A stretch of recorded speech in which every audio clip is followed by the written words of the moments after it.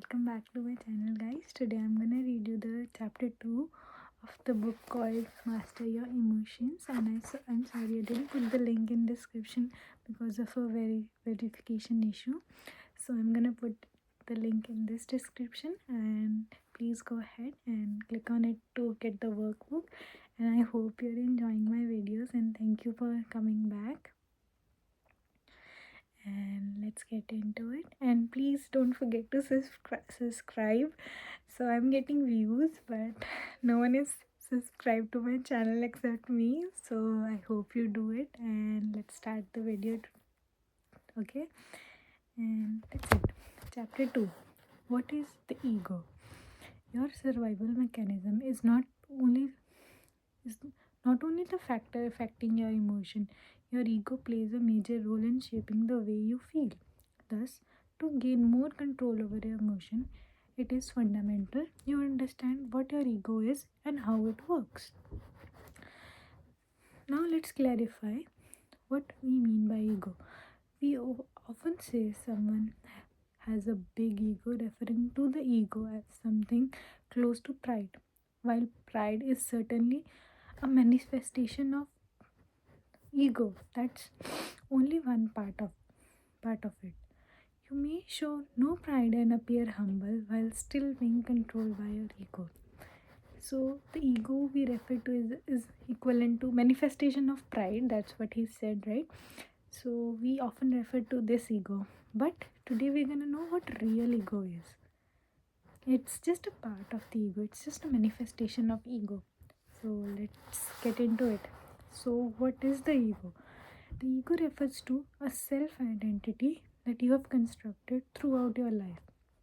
How was this identity created? Put simply, the ego was created through your thoughts, and as mind created identity has no concrete reality. So, ego is something that you have created in your mind. The identity of yourself you have created in your mind. Events that happen to you bear no meaning in themselves. You give them meaning only through your interpretation of those events. Additionally, you accepting things about yourself because people told you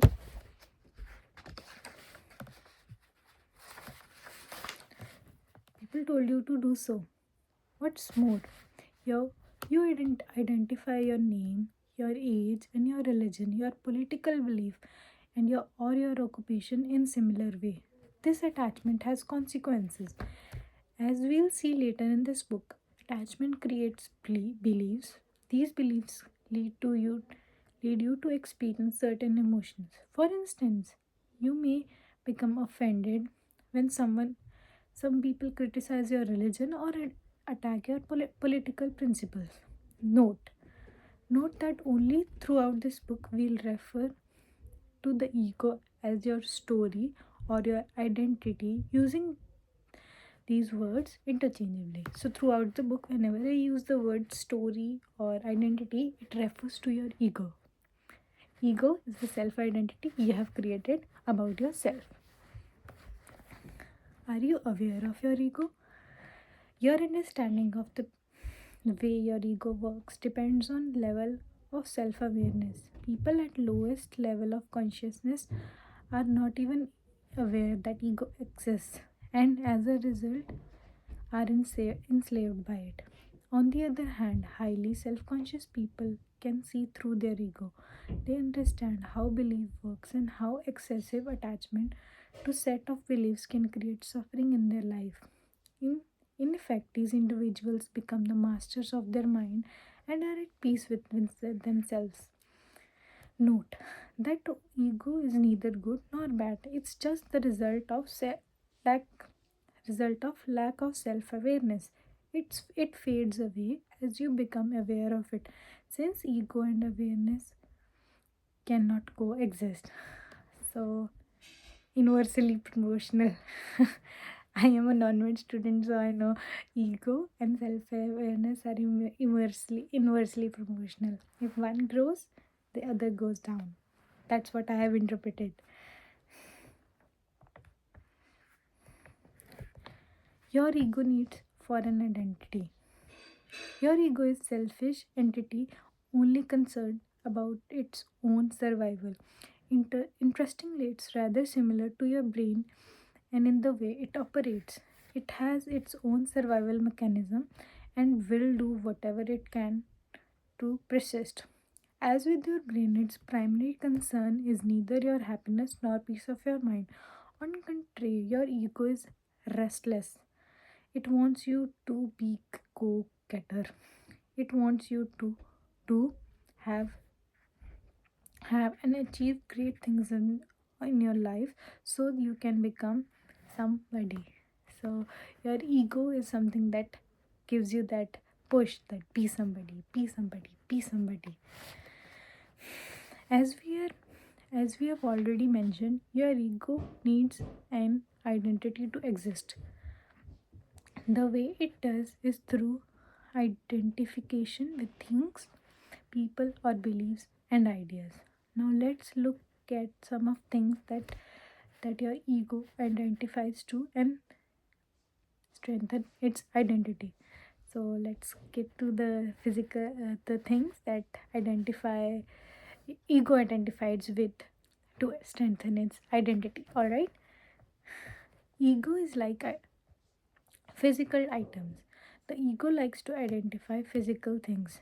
Needless to say, it thrives in today's world. Perhaps we can say capitalism and the consumer society we're living in today is the creation of collective egos, which is why it has been the dominant economic model in recent decades. Marketers perfectly understand people's need to identify with things. They know people just don't buy a product, they also buy the emotion or story attached to the product. Often you you buy certain clothes or particular car because you want to tell a story about it. So yes, that happens, right? Why do you want a Range Rover? Because I want to prove to people that this is a rich car. Rich people have that, like Sidhu Moosewala. Okay, half Punjabis in me is talking. So Punjabi is like Range Rover because Sidhu Moosewala had it. So I want to flex it. That's why people buy such stuff, right? For instance, you may want to enhance your status, look cool, or express your unique personality and choose the products most closely associated with these ideas. This is the similar example. Why? Because when you buy a Beamer or a, I don't know, Mercedes, you have to show the status that fuck, I can afford that, man. See? So that is why, right? This is how I and this is the clear example how ego works, and this is what book says. It uses things to create a story you can identify with. It doesn't mean things are wrong per se. It's a negative issue only when you become overly attached to things, believing they can fulfill you, which they can't. These are materialistic things. They can't fulfill you. So next thing is number two, your body. Most people drive their self worth from their physical appearance. Your ego loves the way you look. It's the easiest thing to recognize and quantify. When you strongly associate with your physical appearance, you tend to identify more easily with physical and emotional pain. Believe it or not, you can observe your body without identifying with it. Friends and acquaintances. The ego also derives its sense of identity from your relationships with others. The ego is only interested in what it can get from others. In other words, the ego thrives on the way it can use people to strengthen its identity. If you are honest with yourself, you'll realize most of things you do are attempt to obtain the approval of others. You want your parents to be proud of you, your boss to respect you, and your wife to love you. Now let's see in detail how ego works. This happens, right? You work hard to like, मैंने दिखाना है इसको. I have to show him that I am good enough. Why I am not good enough? This happens in relationships. Yes, I want to make my parents proud. Yes. So this is how ego works. So let's get into the details. Parent and child relationships. Some parents' ego lead to creation of a strong sense of attachment and identification with their children. This is based on the false belief that their children are their possessions. As a result, they try to control their children's life and use them to live the life they wanted to live when they were younger. This is called living vicariously through your children. You see at this all the time. Next time you watch a junior soccer or baseball game, watch the parents on touchline to see how some react. Try spotting parents which who are living vicariously. They are not, they are the ones screaming the loudest and not simply in encouragement. This may happen largely unconsciously. Couples. The feeling of needing someone is very much play of ego as well. So Anthony De Mello has a beautiful way to put it when he says, loneliness is not cured by human company. Loneliness is cured by the contact with reality, by understanding that we don't need people. I hope you get it. You have you have to be strong enough to hold your hand. Once you realize you don't actually need anyone, you can start enjoying people's company. You can see them as they really are rather than trying to get something from them. Your beliefs. Your ego also uses beliefs to strengthen its identity. In extreme cases, people become so attached to their beliefs they are ready to die to protect them. Worse still, they are willing to kill people who disagree with them. Religion is a perfect illustration of dangers of excessive attachment to beliefs. The ego will use any belief to strengthen its identity, whether these beliefs are religious, political, or metaphysical. Other identification, other objects of identification. Now let's have a look at list of things your ego generally derives from your identity: your body, your name, your gender, your nationality, your culture, your family, your friends, your beliefs. They may be political, religious, any. Your personal story, your interpretation of your past, expectations of your future, your problems, your age, your social status, your job, your role as an employee, homemaker, parental status, employment status, material items, your desires. The ego's main characteristic. Here are some main characteristics of the ego. Ego tends to equate having with being, which is why ego likes to identify with objects. Ego lives through comparison. Your ego likes to compare itself with other egos. The ego is never satisfied. Your ego always wants more fame, more stuff, more recognition, and so on. The ego sense of self-worth often depends on the worth you have in eyes of others. Your ego needs an approval of other people to feel valued. You need someone else's opinion that you are valued in their life. This is the play of ego. The ego needs the egos need to feel superior. Your ego wants to feel superior to other egos. It wants you to stand out and need to create artificial separations to do so. Here are some stranglements it employs. Enhancing its value through people. If you have a smart or famous friend, your ego will associate with them to strengthen its identity. This is why some people love to tell others how smart or rich or famous their friends are. If my friend is Drake, you're gonna identify yourself with Drake, right? Oh, Drake is my friend. I am like this. We do this when we hang out. This is the play of ego here. Gossiping. People gossip because it makes them feel different and superior in some way. This is why some people like to put other people down and talk behind their back. It makes them and everybody else in their gossiping group feels superior, manifesting an inferiority complex. This hides a desire to be better than others. Yes, even in case people want to feel superior by like by manifesting a inferiority complex, people want to feel superior. This is the play of ego again. Wow. Manifesting a superior complex. This hides the fear of not being good enough, looking for fame. This offers the illusion of superiority, which is why people often dream of becoming famous, being right. Ego loves to be right. It's a great way for it to affirm its existence. Have you ever noticed everybody from Adolf Hitler to Nelson Mandela believe they're doing the right thing? Most people think they're correct, but can everybody be right? Complaining. When people complain, by definition, they believe they're right and others are wrong. It works with objects as well.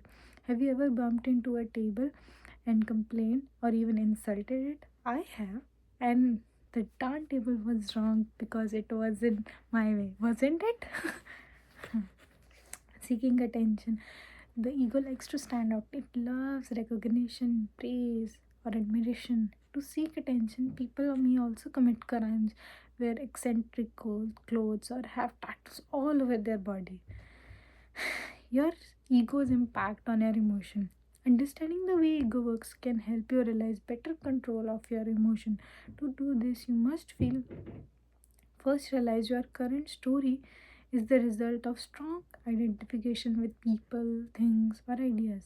This strong identification is the root of many of the negative emotions you experience in life. For example, when life doesn't unfold according to your personal story, you get upset. When I can't find a job, I want to be a data analyst. I can't find a job. I get upset. I get depressed. I couldn't work a relationship. That's why I got sad. I got so depressed that I couldn't even wake up. So, this is the play of my ego, right?